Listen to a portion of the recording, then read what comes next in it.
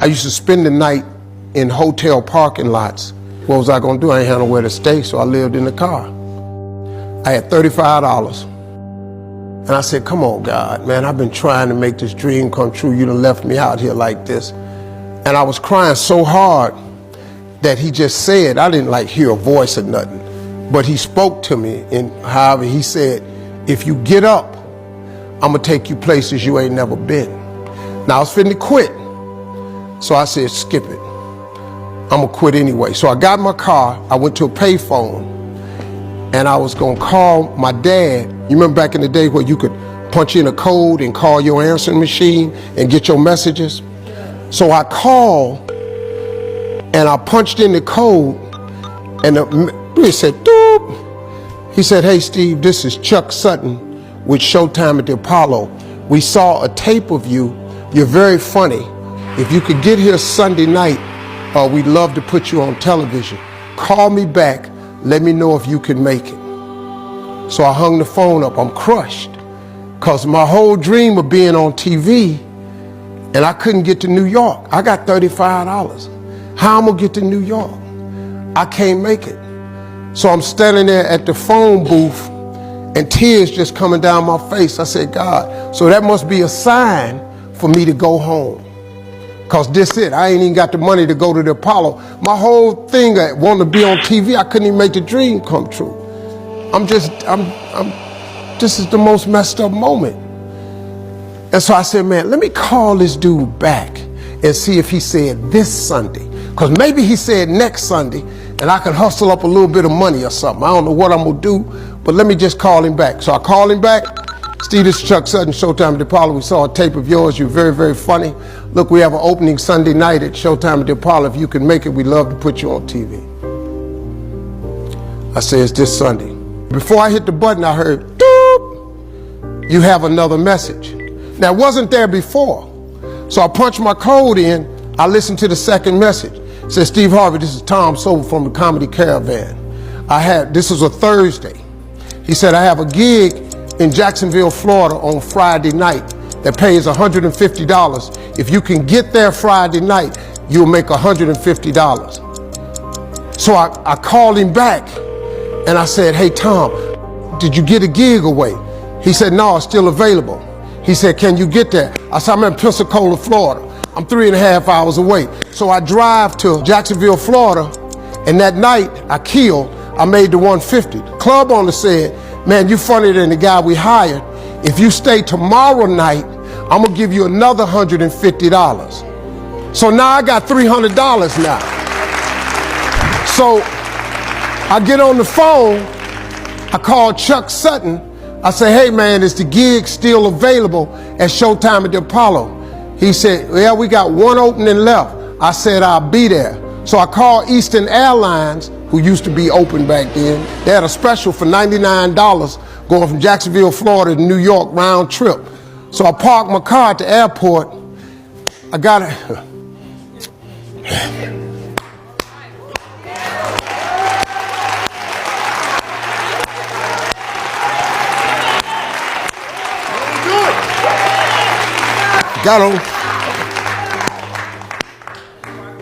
Got on plane, flew. Everything I had was in 2 bags. Got to the Apollo. I said, hey man, I'm here. I got there at 11 o'clock in the morning. He said, you can't stay here because you don't come on to the late show tonight. I said, man, I ain't got nowhere to go. I said, if you just let me stay in this building, man, I ain't gonna move around nothing. I ain't got nowhere to go. I'm in Harlem. I can't go back out here. I got these 2 bags. I got victim wrote all over me, man. So he said, all right, if you go upstairs, don't come down. So he put me in the dressing room on the 6th floor. So that's where all the comedians was. So I stayed up there. I got hungry around 3 o'clock, man. I couldn't take it no more. So I went back downstairs, a dude named Alton Liston. I said, hey man, he said, man, I thought I told you, don't come down them damn steps. I said, hey man, I'm just hungry, man. I said, let me go to that KFC I saw on the corner. Just let me get some chicken. I'll come right back. He said, man, if you ain't back in 20 minutes, you ain't getting in this building. So I went, bought me some chicken, came back. So the comedians started coming in the building. They started coming up on the 6th floor. So I meet this guy named D.L. Hughley. I introduce myself. He introduced himself. I'm sitting there, another guy come in named Dwayne Johnson. Then this other dude walked in named Jamie Foxx. And I introduced myself. We don't know each other. Ain't none of us famous. It's 1991, man. They gave everybody the lineup. I was on the last show of the night. I don't go on to 11 at night. I done had this 4 pieces of chicken. I'm starving, man. That chicken done wore off. I'm nervous, man. I'm about to throw up. D.L. Hughley went downstairs. D.L. Hughley got booed off. Dwayne Johnson got booed off. Jamie Foxx went down there and got booed. They booed Jamie, then Jamie started singing. And then they started clapping. And Jamie had their ass, then he went back to them jokes, and they got his ass. So I'm walking down the steps and I see Jamie sitting on the steps. I said, hey man, hang in there. He said, man, that ain't never happened to me before, man. This is crazy. This Jamie Foxx, man, one of the most talented people in all of comedy. And now, you don't even know how nervous I am, man. I can't even, my breathing is shot because these dudes been booed. So I walk out. I had wrote this joke.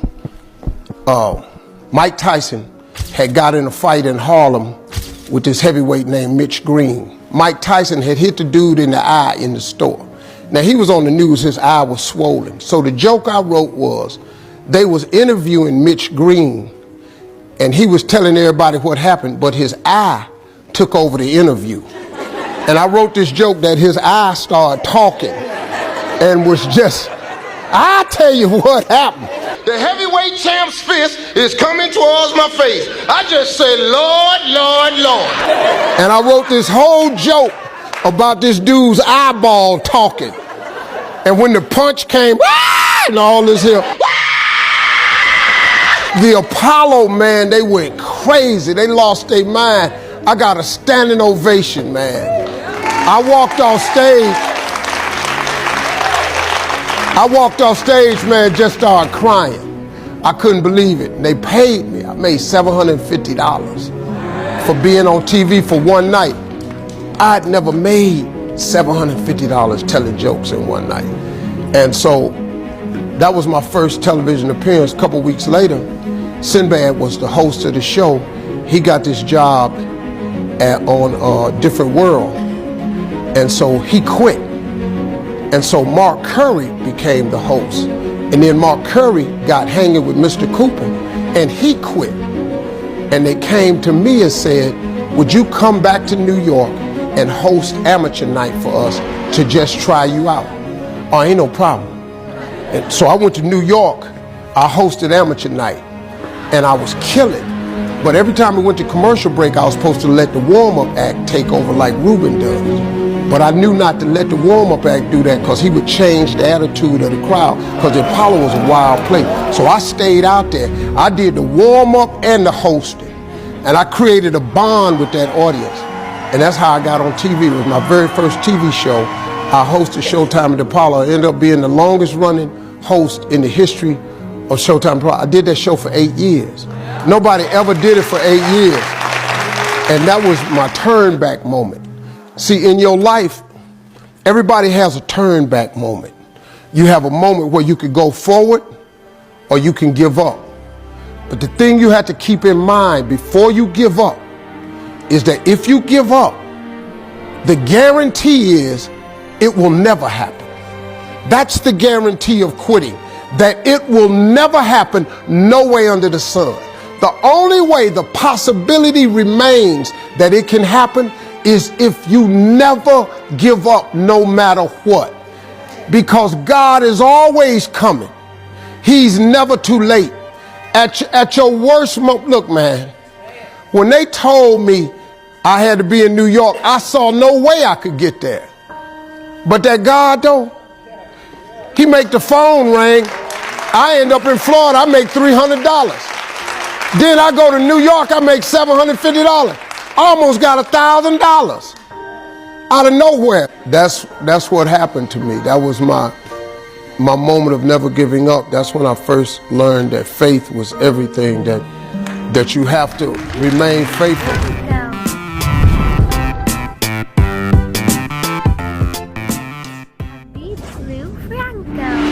Thanks for watching. If you like this video, please leave a comment down below. Hit the like and share button. And if you are new here, please subscribe. Habib Franco. Hey, wait a sec. Don't forget to click the bell icon for notification of my latest videos. Keep on watching. Franco. Habib Franco. Habib Franco. Habib Franco. Alright.